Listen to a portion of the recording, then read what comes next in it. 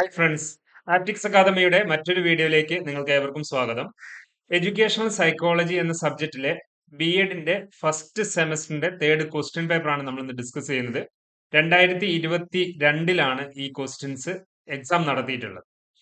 So നമുക്ക് ചോദ്യത്തിലേക്ക് പോകാം. എഡ്യൂക്കേഷൻ സൈക്കോളജിയുടെ ഫസ്റ്റ് സെമസ്റ്ററിൽ 2022 നടത്തിയിട്ടുള്ള എക്സാമിനേഷൻ ക്വസ്റ്റ്യൻ പേപ്പർ ആണ് നമ്മൾ ഇന്ന് ഡിസ്കസ് ചെയ്യാൻ പോകുന്നത്. ഇതിലെ എസ് എ ക്വസ്റ്റ്യൻസിൽ നമ്മൾ ചോദിച്ചിട്ടുള്ളത് ഇതുവരെ പരിചയപ്പെട്ടിട്ടുള്ള കാര്യങ്ങളൊക്കെ തന്നെയാണ് ഇതിൽ ചോദിച്ചിട്ടുള്ളത്. 2024-23 ഇല്ലാത്ത ക്വസ്റ്റ്യൻസ് ഒന്നും തന്നെ 22 ഇല്ല എന്നുള്ളതാണ് നമ്മൾ ഇത് അനലൈസ് ചെയ്യുമ്പോൾ നമുക്ക് മനസ്സിലാക്കാൻ കഴിയുന്നത്.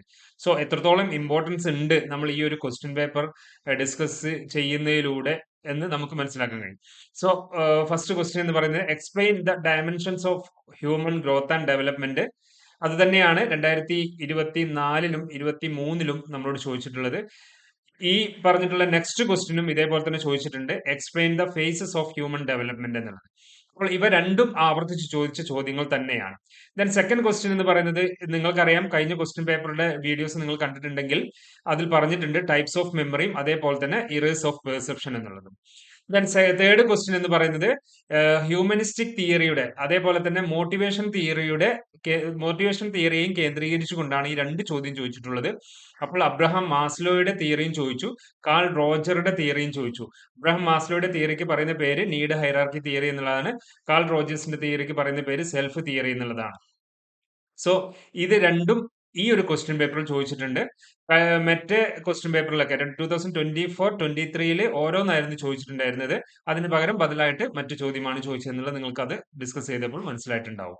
ദെൻ ഫോർത്ത് ക്വസ്റ്റ്യൻ എന്ന് പറയുന്നത് ഇന്റലിജൻസിന്റെ ഭാഗത്തു നിന്നും ചോദിച്ചിട്ടുള്ളതാണ്. അതിൽ ഇവിടെ ചോദിച്ചിട്ടുള്ളത് 2022 ക്വസ്റ്റ്യൻ പേപ്പറിൽ ചോദിച്ചിട്ടുള്ള എസ് എന്ന് പറയുന്നത് തേഴ്സ്റ്റൺസ് ഗ്രൂപ്പ് ഫാക്ടർ തിയറി എന്താണെന്നുള്ളതാണ്. അതേപോലെ തന്നെ മുൻപത്തെ ക്വസ്റ്റ്യൻ പേപ്പറിൽ 24-23 ക്വസ്റ്റ്യൻ പേപ്പറിൽ ചോദിച്ചതാണ് foster creativity, strategies to foster creativity. ആ ചോദ്യം ആവർത്തിച്ച് വരുന്നതായിട്ട് നിങ്ങൾക്ക് കാണാം. ദെൻ ലാസ്റ്റ് ക്വസ്റ്റ്യൻ എന്ന് പറയുന്നത് എസ്സേയിലെ last question, describe trait theory of personality. ഇതും 24-23 ആവർത്തിച്ച് ചോദിച്ച ചോദ്യമാണ്. Then what are the techniques used to assess the personality. അപ്പോൾ നിങ്ങൾക്ക് ഫിഫ്ത്ത് ക്വസ്റ്റ്യനിൽ നമുക്ക് മനസ്സിലാക്കാൻ കഴിയും, ഫിഫ്ത്ത് യൂണിറ്റിൽ നിന്ന് തന്നെയാണ്. അതിൽ രണ്ട് ഏരിയകളാണുള്ളത്, അപ്രോച്ചസ് ടു പേഴ്സണാലിറ്റി അതേപോലെ തന്നെ assessment criteria, assessment of personality. അപ്പോൾ ഇവ രണ്ടിലും ഓരോന്ന്, ആ രണ്ട് ഏരിയയിൽ നിന്നും ഓരോ ചോദ്യങ്ങൾ വന്നിട്ടുണ്ട്. ഇത് മിക്കവാറും ക്വസ്റ്റ്യൻസിൽ ഇങ്ങനെ തന്നെയാണ് ചോദിക്കുന്നതെന്ന് നിങ്ങൾക്ക് ഈ ഒരു 3 ക്വസ്റ്റ്യൻ പേപ്പർ പരിചയപ്പെടുക വഴി നിങ്ങൾക്ക് മനസ്സിലായിട്ടുണ്ടാവും. ഇനി ഷോർട്ട് ആൻസർ എന്ന് പറയുന്നത്, ഷോർട്ട് ആൻസറിലൂടെ പിന്നെ ഈ പറഞ്ഞിട്ടുള്ള 4 ചോദ്യങ്ങളും മുൻ ക്വസ്റ്റ്യൻ പേപ്പറിൽ ചോദിച്ചിട്ടുള്ളതാണ്. പിന്നെ അതായത് 2024-ലും 23-ലും ചോദിച്ചിട്ടുള്ളതാണ്. എന്നാൽ പിന്നെ ഫോർത്ത് ക്വസ്റ്റ്യൻ മാത്രമാണ് പുതിയതായിട്ട് കണ്ടിട്ടുള്ളത് എന്നുള്ളത്, അതായത് അവിടെ ചോദിക്കാത്തതായിട്ട് കണ്ടിട്ടുള്ളത്. പകരം എസ്സേയിൽ ഇത് ചോദിച്ചിട്ടുമുണ്ട്, two factor theory of intelligence എന്നുള്ളത്.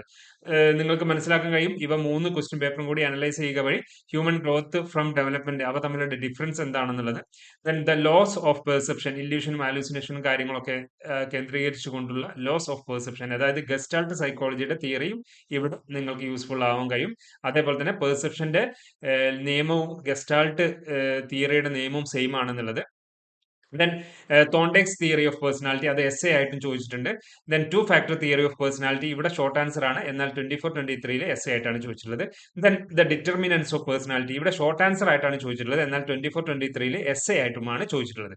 അപ്പോൾ നമ്മൾ മനസ്സിലാക്കേണ്ടത്, ഈ എസ് എ ക്വസ്റ്റ്യൻസും ഈ ഷോർട്ട് ആൻസറും മാത്രം പഠിച്ചാൽ നിങ്ങൾക്ക് തീർച്ചയായിട്ടും ഒന്നെങ്കിൽ എസ് എ ക്വസ്റ്റ്യൻസിൽ ചോദിക്കും അല്ലെങ്കിൽ ഷോർട്ട് ആൻസർ ക്വസ്റ്റ്യൻസ് ചോദിക്കും എന്നുള്ളതാണ്.